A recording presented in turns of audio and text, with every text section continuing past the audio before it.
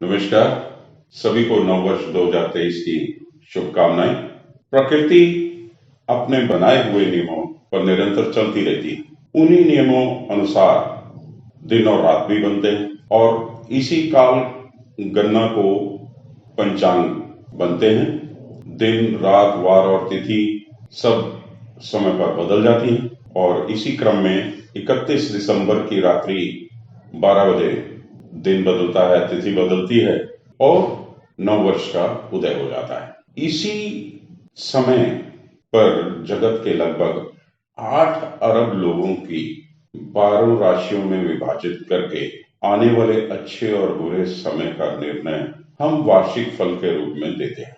1 जनवरी 2023 नववर्ष प्रवेश कन्या लगन में हो रहा है। कन्या लगन के स्वामी बुध हैं, जो कि चौथे भाव में धनु राशि में सूर्य के साथ बुध आदित्य योग बना रहे हैं।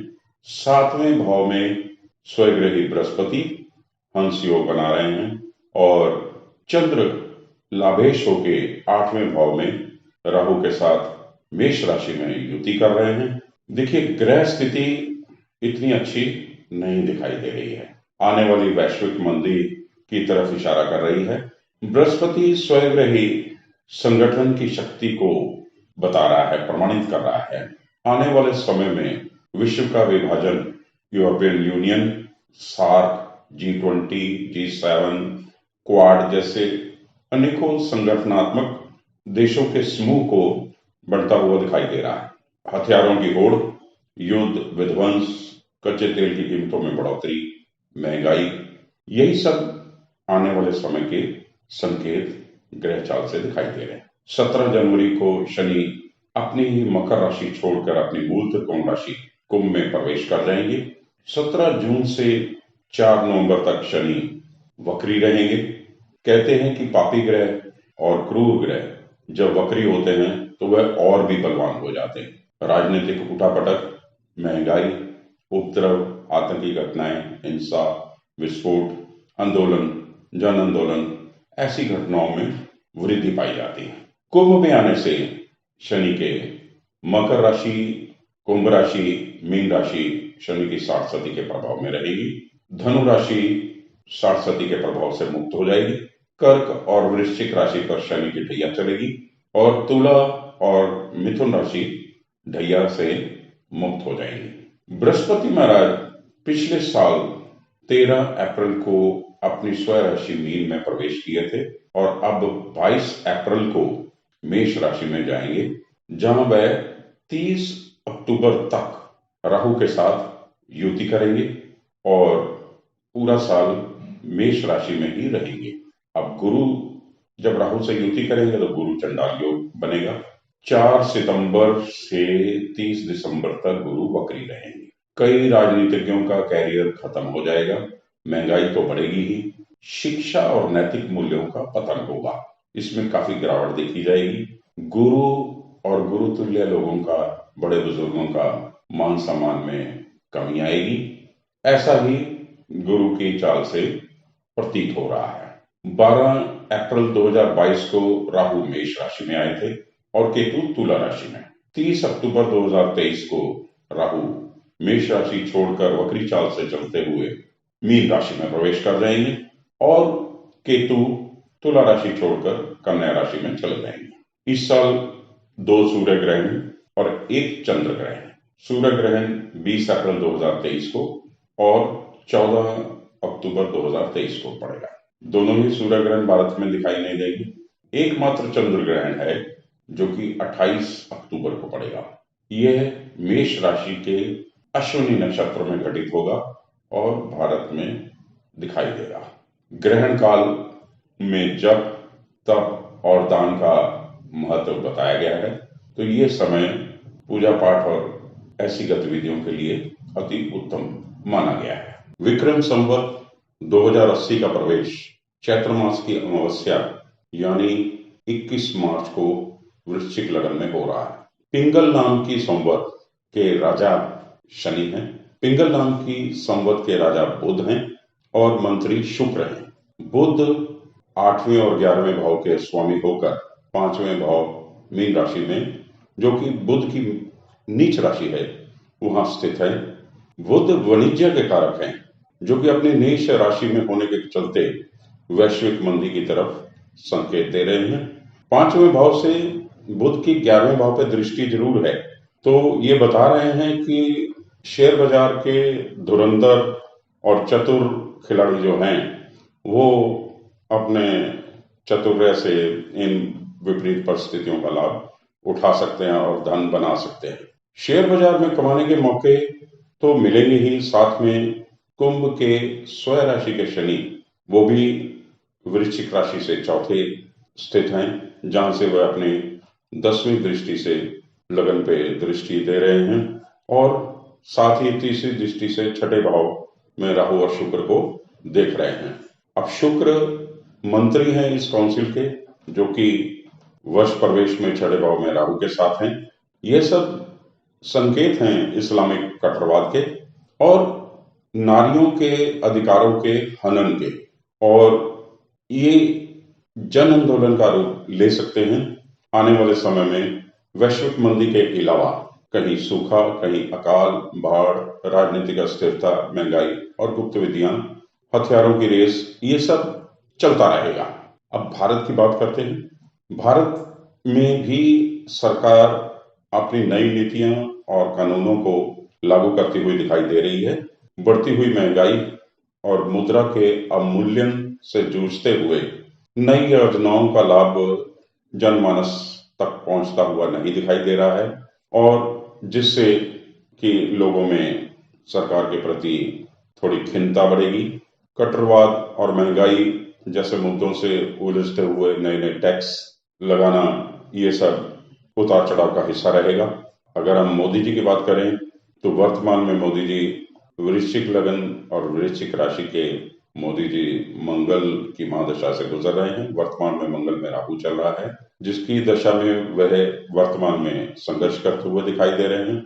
21 मई से मंगल में बृहस्पति का अंतर आ जाएगा, जो कि 27 अप्रैल 2024 तक रहेगा। ये दशा परिवर्तन मोदी जी की कीर्ति को आसमान की बुलंदियों पे ले जाएगा। चौथे भाव के बृहस्पति मोदी जी की यश कीर्ति में चार चांद लगा देंगे। वैश्विक लीडर के रूप में मोदी जी की पहचान बनती हुई दिखाई दे रही है, और जिसका फायदा उनकी राजनीतिक पार्टी बीजेपी को भरपूर मिलता हुआ दिखाई दे रहा है। बीजेपी हिमाचल और गुजरात को भुनाकर दक्षिण विजय की ओर आगे बढ़ेगी, तुष्टीकरण से तृप्तिकरण को अपनाएगी और कोशिश करेगी कि मुसलमानों को भी खुश करा जाए, और अपने राजनीतिक संगठन में मुसलमानों को भी विशेष पद दिए जाएंगे, जो कि थोड़ा बाकियों के लिए असुविधाकारक हो सकता है, क्योंकि विपक्ष का बिखराव ही बीजेपी का फायदा है और इसमें वो आगे बढ़ते हुए दिखाई दे रहे हैं। श्री राम मंदिर, फिर राजस्थान और छत्तीसगढ़ में भी चुनाव हैं, जिनमें बीजेपी को विजय प्राप्त होती दिखाई दे रही है, और कांग्रेस तो बीजेपी के साथ कहीं भी अब टक्कर में दिखाई नहीं दे रही है। उसकी बीजेपी के साथ तुलना करना अब तो लगता है कि बिल्कुल ही व्यर्थ है। पार्टी के नए नेता खड़गे जी, उनका कोई जन्मतिथि आंकड़ा हमारे पास अभी उपलब्ध नहीं है, तो हम पार्टी के संचालक और शोमैन राहुल गांधी जी की अगर कुंडली पे नजर मानते हैं, तो हम देखते हैं कि भी वो वृश्चिक राशि के हैं, जिसपे 17 जनवरी से शनि जब कुंभ राशि में प्रवेश करेंगे तो उस पर 60 शनि की चालू हो जाएगी, और उस स्थिति में राहुल गांधी भी संघर्ष करते हुए दिखाई दे रहे हैं, और जिसका उनकी पार्टी को कोई फायदा मिलता हुआ नहीं दिखाई दे रहा है। इसी कांग्रेस के इसी बिखराव का, इसी कमजोरी में इसका राजनीतिक लाभ उभरती हुई नई आम पार्टी को होता हुआ दिखाई दे रहा है। किंतु राजनीतिक नातुजर्बेकारी और उच्च अभिलाषा में आम पार्टी भी संघर्ष करती हुई दिखाई दे रही है। कांग्रेस के कमजोर होने का उन्हें जरूर लाभ होगा, कई जगहों पे उनके खाते भी खुलेंगे, राष्ट्र मंच पे कई प्रांतों में वो कुछ ना कुछ तो अच्छा परफॉर्म करेंगे ही, कुछ छिटपुट लाभ होता हुआ दिखाई जरूर दे रहा है। किंतु पार्टी के संचालक केजरीवाल जी की कुंडली पे अगर नजर मारें, जो कि मेष राशि के हैं, और मेष राशि पे राहु गुजर रहा है, और फिर बृहस्पति का राहु के साथ पहले द्विद्वादश योग है, फिर राशि पर से बृहस्पति जब गुजरेगा गुरु चंडाल योग, तो उसका भी कोई लाभ होता हुआ नहीं दिखाई दे रहा है। हाँ, कुंभ के शनि जरूर इनके संघर्ष में इनको कुछ आशा की उम्मीद बन के हुए दिखाई दे रहे हैं, किंतु मेष राशि के लिए भी आज स्थान से बैठा हुआ शनि राशि पर दृष्टि देगा, पर संघर्ष जरूर कराएगा, पर आगे के रास्ते खोलता जाएगा। तो यही स्थितियां राजनीतिक परिवेश में दिखाई दे रही हैं, और ग्रहों का गोचर जहां एक तरफ अस्थिरता बता रहा है, तो वहीं दूसरी ओर कला के क्षेत्र से जुड़े हुए लोग, खासतौर पर कलाकार, एक्टर, नृत्य से जुड़े हुए, संगीत से जुड़े हुए, फैशन इंडस्ट्री से जुड़े हुए, लाभान्वित होते हुए दिखाई दे रहे हैं। इन क्षेत्रों से जुड़े हुए लोगों को काफी सफलता मिलेगी, और इनके लिए आने वाला समय उत्तम है। कंप्यूटर विज्ञान में, अंतरिक्ष विज्ञान, टेलीकम्युनिकेशन और अन्य इंजीनियरिंग क्षेत्रों से जुड़े हुए लोगों के लिए भी समय बहुत उत्तम है। आविष्कार में भी कुछ ऐसी घटना होती हुई दिखाई दे रही है जो पूरी सृष्टि के लिए काफी लाभान्वित साबित होगी आने वाले समय में। और ऐसा कुंभ का शनि और बृहस्पति राहु की युति जहां कुछ विपरीत परिस्थितियां उत्पन्न कर रही है, तो कहीं आशा की किरण के रूप में कुछ अच्छा भी दिखाई रही है। नारियों को जहां इस्लामिक कट्टरवाद और अन्य दमनकारी नीतियों का सामना करना पड़ रहा है, वहीं पश्चिमी देशों में यूरोपियन यूनियन, यूएसए और कनाडा जैसे जो पश्चिम के देश हैं, इनमें औरतों के अधिकारों में बढ़ोतरी होती हुई दिखाई दे रही है, और राजनीतिक और अन्य क्षेत्रों में औरतों का दबदबा बढ़ता हुआ दिखाई दे रहा है। उम्मीद करते हैं कि आगे का जो समय है, आने वाला समय है, वह बाकी सब ग्रहों की, तेज गति के ग्रहों की चाल में देश दुनिया को अच्छे फल देगा, और एक खूबसूरत दुनिया बनाने में मददगार साबित होगा।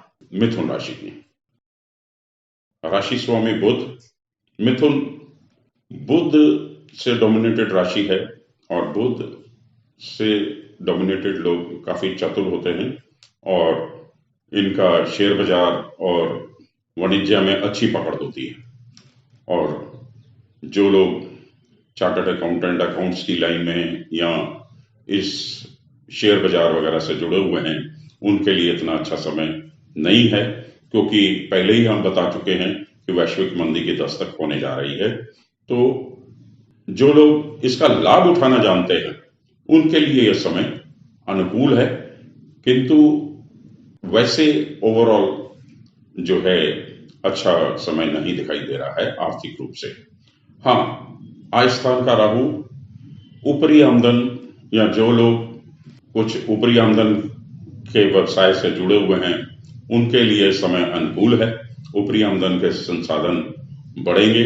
बृहस्पति का आगमन होगा आपके आय स्थान में। मीन राशि छोड़ के जब बृहस्पति राहु के साथ युति करेंगे, तो आपके लिए समय काफी बेहतर हो जाएगा। आय संबंधित और रिसोर्सेज आपके बढ़ेंगे।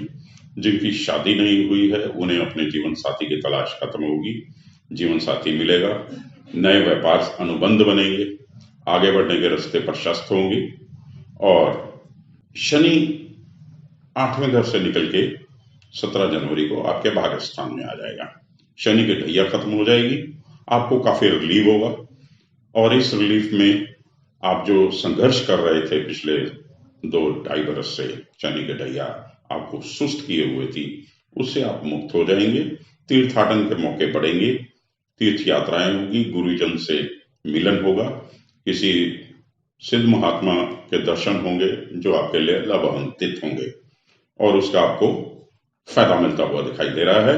विद्यार्थियों के लिए भी समय बहुत उत्तम है।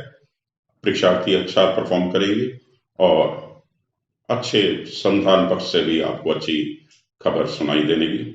और अपना ओवरऑल ये साल आपके लिए पिछले साल की अपेक्षा काफी बेहतर दिखाई दे रहा है। और इसके अलावा आपको जून जुलाई और दिसंबर का महीना विशेष रूप से अपना ख्याल रखना होगा। थोड़े ग्रह सितारे मध्यम फल देते हुए दिखाई देंगे इन 3 महीनों में। थोड़ा लो प्रोफाइल में रहेंगे तो लाभ में रहेंगे। इसके अलावा शनिवार के दिन दान पुण्य करें। निम्न वर्ग के लोगों को, 4th ग्रेड एम्प्लॉयज जिन्हें हम बोलते हैं, गली में झाड़ू लगाने वाला हो गया, घर की मेड हो गई, पीएन हो गए, इन लोगों को खुश रखिए। इनको समय समय पे कुछ ना कुछ परितोष देते रहिए। और इसके अलावा गौशाला जाएं, बुधवार के दिन गाय को हरा चारा वगैरह खिलाते रहें, तो आपके काफी अरिष्ट शांत होंगे और लाभ होगा।